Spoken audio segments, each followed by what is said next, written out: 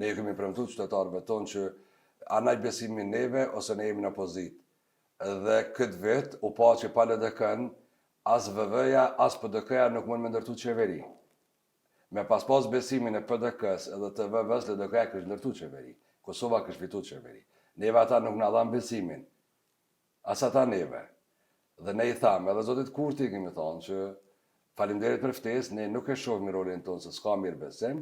Edhe Zotit Hamza që faleminderit, por ne nuk shohmi funksionalitet, stabilitet të një qeverisje të pakicës në Kosovë. Fatkeqësisht Kosova ka rshit në mos bashkëpunim, në përjashtim, në braktisje.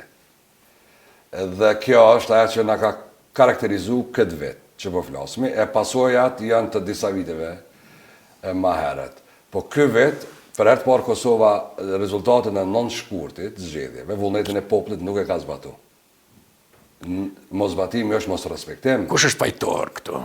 Mbi gjitha, përgjegjësia i bie Partisë Parë. Populli i Kosovës që ka dhënë votën Partisë Parë dhe kryetari i Partisë Parë, Zoti Kurti, i cili është kryeminist në detyrë, sot e ka pas për obligim me gjetë mënyrën, rrugën edhe formën e bashkëpunimit me të tjerët. Zoti Kurti e ka përkthyer raportin e Kosovës, sikur që e ka pas për vete.